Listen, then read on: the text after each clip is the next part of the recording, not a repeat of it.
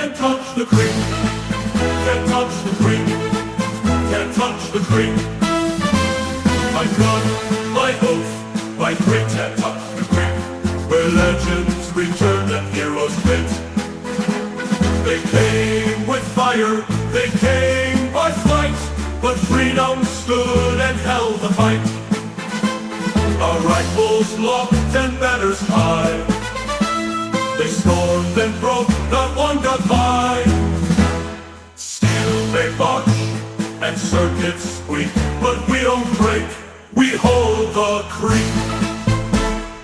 Torn from the skies, can't touch the creek. Melted tin drops cry, can't touch the creek. From shore dust tarnish, can't touch the creek. Shine with fresh oil varnish, can't touch the creek. Torches roar, white and red gleam, but no one holds what men have seen. Through storm and ash and thunder's cone, we stood as one, they ran as drones. Evening's freedoms, triumphant revelers.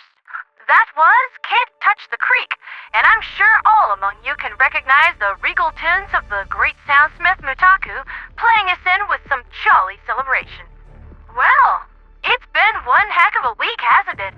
Super Earth High Command has extended special commendation and congratulations to the entire Helldiver Corps and the SEAF Marine Corps for their recent performance on the Major Order. Despite all the adversities set against us, not only did the Automaton Collective not sully Malevelon Creek with their filthy footsteps, not only did the bots utterly and completely fail to achieve even a single one of their set war goals for this operation, they never even managed to enter the same galactic postal code. They didn't set one robotic pinky toe into the entire Severin sector. Their defeat is humiliating, total, and now the Helldivers are pushing the envelope hard in a vicious counteroffensive that saw Yulheim liberated following the amazing victory at Popli, as well as Morg freed from the grasp of robotic tyranny early this morning. Currently, liberating freedom fighters are brutally beating the socialism out of Bekvam 3 with some minor efforts on Ustotu, but I can understand why that planet isn't terribly popular. Those aren't grains of sand on Ustotu. Those are tiny microparticles of rust that have a rough, spiny shape on the molecular level. You get one of those in your boot? Think super Legos on steroids.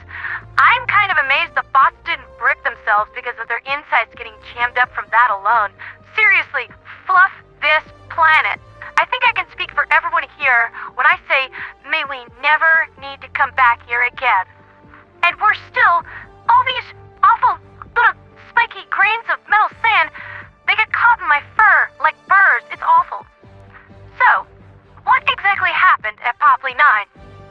Even to those who were there, it got a little confusing. That party was wild and crazy. You see, dear listeners, the bots have been trying to secure an access corridor to Malevelon Creek all last week, but no matter where they tried to press in, democracy was there to give them a boot up the exhaust port. Dolph was liberated by the Angelic Rebellion early last week, where we're enjoying some quiet mining efforts and fulfilling our contract with Gunvald. They made us an offer we couldn't refuse. Money. Ingmar and Vandalon saw vicious combat for several days, but through keen tactical acumen and skillful use of the Democracy Space Station, Wally was thwarted there too. However, he did hold Morch, and securing supply lines from Popli 9 to Mantes and then pressing on to Malevelon was very much within the realms of possibility. At least, that's what he thought. Popli 9 played host to both the Incineration Corps and the Jetpack Brigade, and they tried every mean-spirited trick in the book to get us to fluff off. They hit our supply ships, so steady shipments of ammo became problematic. They attacked our cryo-good transport shipments, so we had less reinforcements on every operation, going from 20-odd-some spare Helldivers to 12, and they almost had us. Then, Desi jumped in and activated her Eagle Storm to stop tyranny in its tracks. Literally so. Despite everything we were forced to deal with, humanity came out on top. Heck, Atari even emptied the garrisons on every border planet within the Nanos, Andromeda, and Trigon sectors, just to try to make this one Hail Liberty play try to work. The end result is that every last bot that dared set foot on Popli was decommissioned, and those same sectors are now ripe for liberation in the currently ongoing counteroffensive. Last night, I just figured I could work on some other side projects because there really was no news. The counterattack was going great. The Liberation Fleet was issued 500 kg bombs by High Command as praise for their good work, and everything was going according to plan. Well, almost everything. Ibis has joined the sad fraternity of planets whose only entrance requirement is that they had been savagely mauled by the Meridia singularity. The venture company had one of its last remaining factories devoted to aerospace manufacturing located on this planet. Sadly, after the loss of its corporate HQ on Angel's Venture, and political games being played with them by the Ministry of Prosperity's tariff shenanigans, this latest hit has driven their stock price down far enough that it looks like they're next on the chopping block for factional elimination. If you have any investment in venture company currently, Helldivers, I would highly advise selling them off before the stock market price update this Monday. Sorry, Colonel Disro. If there was anything that could have been done to save your company, you know that I would have done it. But I have to look after my own now. Venture company might be dead, but we're still alive, and we have to keep fighting. Speaking of fighting and money-making, sorry for the emotional whiplash there, the Merc Divers recently finished their latest operations, Long Night of Solace and Marshes in the March. Now, despite the fact that I was shy of the top slot by 3 missions, I did manage to eke out a spot at the highest paid earner because I achieved the required kill quota of 1,100 team bot kills. Not once, not twice, but 3 times. So I received a lovely cash bonus for my efforts.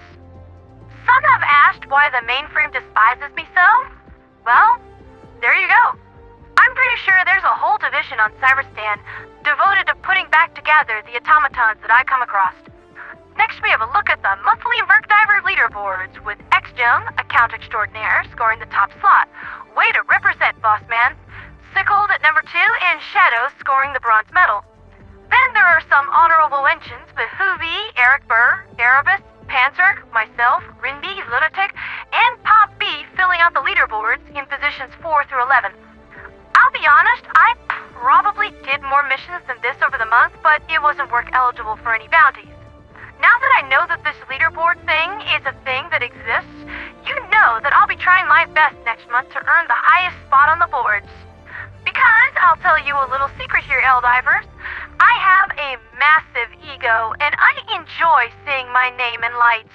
I also really enjoy it when the forces of darkness are forced to whisper my name in hushed tones because they're afraid that I'll appear in the mirror like some sort of ghost of Democratic Christmas future or something. Heck, at this rate, I wouldn't be at all surprised if people started making General Brash-style jokes about me. Oh no. Oh no. Oh, I should not have said that on air. Listeners, please do not do that. Now, I have one last thing to mention before I close the show out tonight. A rather sad, somber image presented to me by General Chief.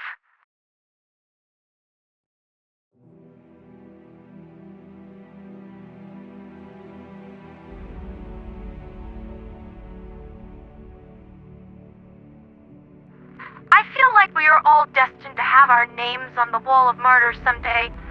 I just hope that when it comes time for mine to be carved into it, my memory would have inspired you all to fight just a little bit harder. I don't want people to cry for me should the worst unfold. I want you to be happy that I was here at all, and that I could put on shows like this and fight by your side. If my name ever does end up here, I don't want a long eulogy. Something simple. Something basic, please. She fought and died so that others wouldn't have to. She did her part. That should be good enough. But I do hope that I am not in danger of crossing that veil anytime soon.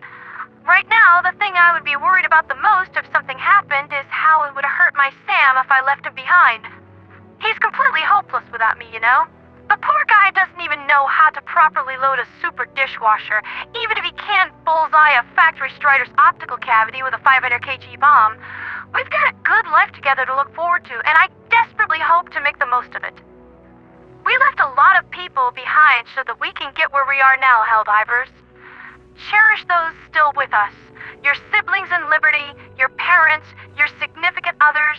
If you have strong feelings for someone, now is a good time to tell them that, I think. You never know when some automaton is going to get lucky. And words of love left unsaid are probably the greatest tragedy in this war. I love you, Sammy. You are all that is best in my life, and I am so happy to have helped you in your awakening to your truest self, just as you helped me with mine all those years ago. I don't think I would have made it this far without you. You're my partner, the light of my life, and just my everything. You've always had my back. Wow. Okay, I am actually doing really bad with these rolls lately to resist emotional damage. I think I'm gonna close the show here and go partake of some hugs and cuddles with my Eagle pilot, who was probably gonna be really miffed with me that I did all this while he was napping and he couldn't stop me. That's been Liberty's latest with me, Pondera the Radio Angel. Tomorrow will likely bring a new major order, but also, with Meridia nearly completely depleted of dark energy, the Illuminate might try something new. Democracy made some really big wins lately, but we must keep our guard up. The forces of darkness will stop at nothing to undermine our superiority now. For liberty, for freedom, for democracy, and for the angelic rebellion. Viva la Revolution Angelique!